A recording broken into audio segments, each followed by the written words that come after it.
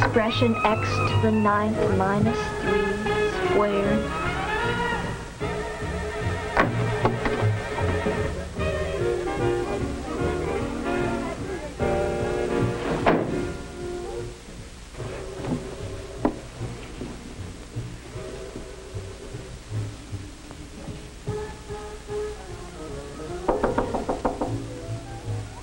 Come in. Hi, Mom. Hi.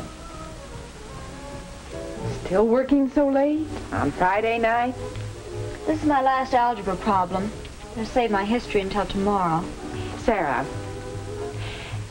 your father and I appreciate the fact that you take your schoolwork seriously.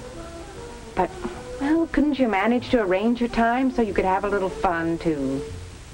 I have a certain amount of homework to do, and I like to get it done on time. But you have the whole weekend. You could go out on Friday night or have somebody in. Like them? Is that what you mean? Having a good time is all I mean. And that's why I talked to Ron's mother the other day. You didn't? Well, I suppose you fixed it so he'd have to invite me over. I might have, if it had been necessary. But I found out that those Friday night get-togethers are open houses. You could go. I know I could if I wanted to. I don't. I think you should go. You're only young once and Mother, don't be so corny. There's nobody over there I want to see. I think I'd better finish my algebra. Of course, dear. We'll talk about this some other time.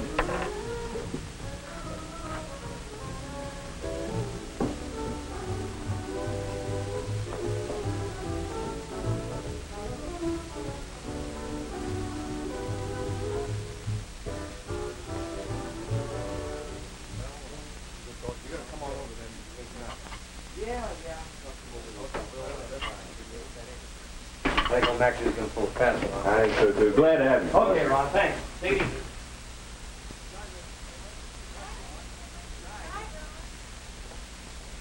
Your friends are certainly a nice bunch, Ron. Yeah, they're the greatest.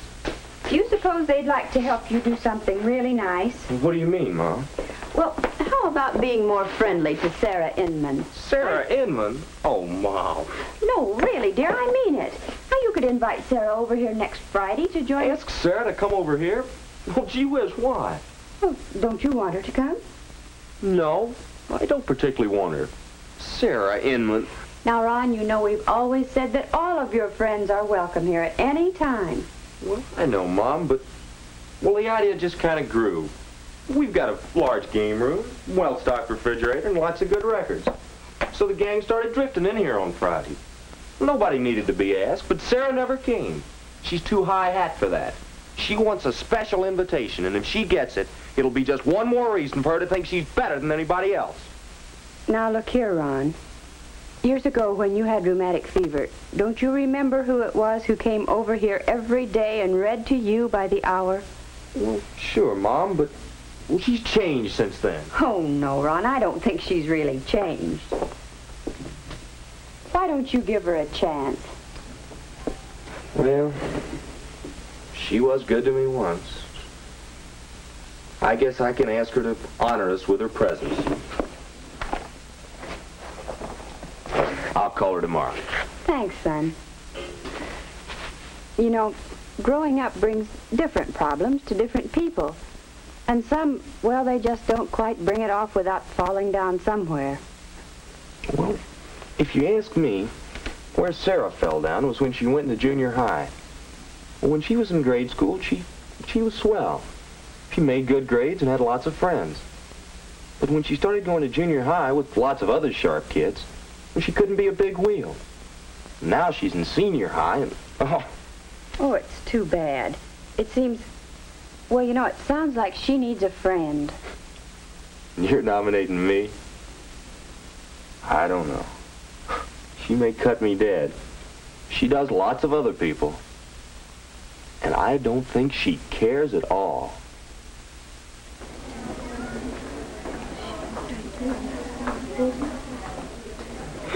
Her Highness has a new sweater.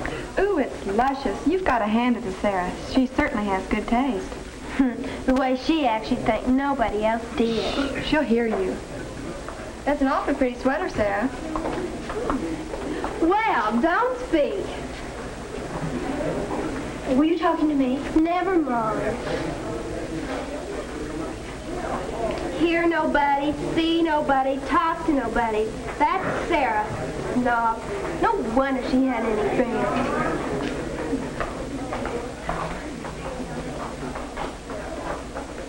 Say, and Maxon made secretary. Yeah, Jerry made vice president. President Bill Tyler. That's great. Hey, Bill made president. Jerry made vice president and Maxon made secretary. What's all the excitement? Oh, it's the results of the election for next year's student council officers. Bill Tyler made president. Hey, let's get on the phone. Oh, sure, okay. I'll see you. I suppose you don't think Bill's the best man for the job? Oh, that girl. She's just sore because we picked Bill's design for the yearbook cover instead of hers. Let's go to class.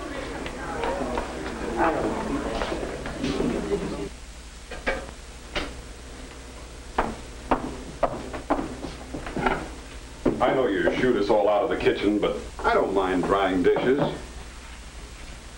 Besides, I wanted to talk to you, Pumpkin. You did? You're so quiet during dinner. Something's bothering you. Care to cry on my shoulder? Daddy, there's nothing to cry about. Not one little thing? There are lots of little things we could talk about. But it wouldn't do any good. I'm waiting. Oh, all right. You'll think I'm silly.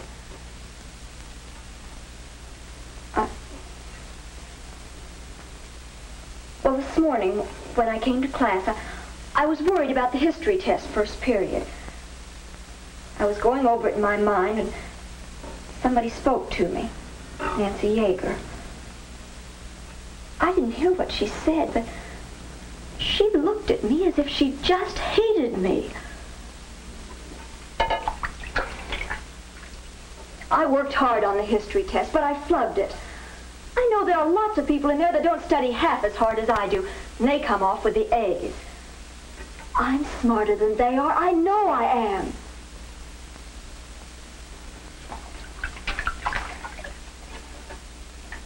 Last week, I worked just hours and hours on a design for the yearbook cover.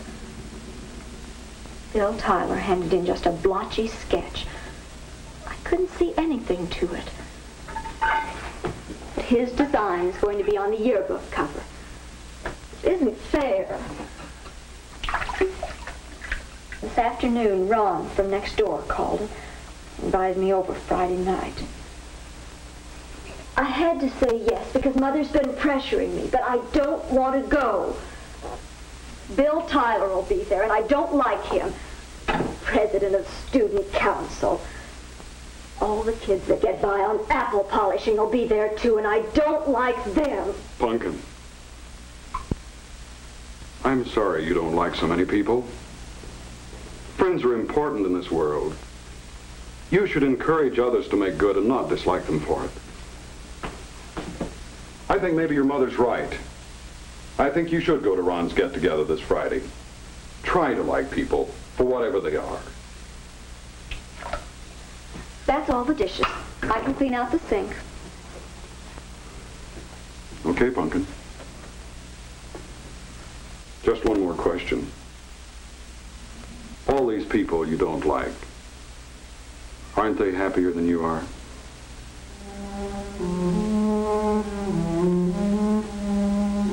Aren't they happier than you are?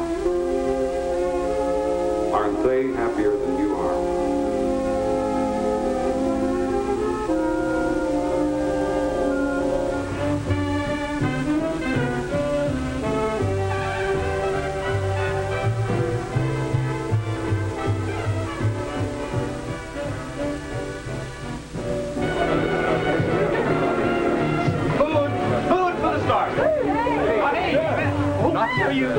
First choice goes to our new president.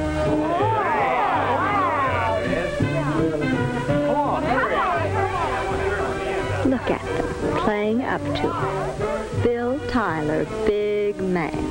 Everything he does is too clever. Makes me sick.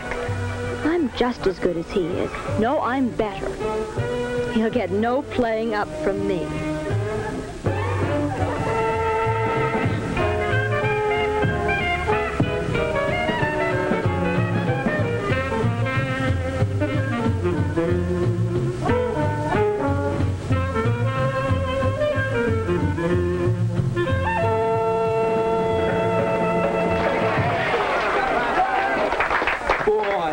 I didn't know which was going to wear out first, me or the music. What are you going to play next, huh?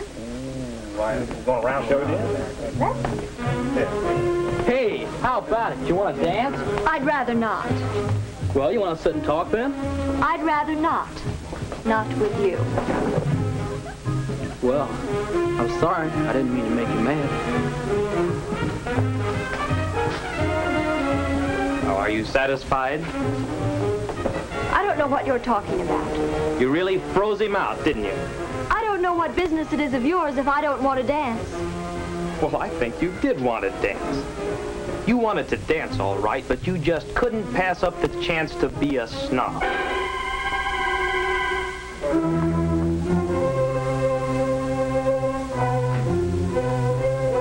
What's the matter? Sarah? Sarah, come back. I can't. Why not? What's the matter?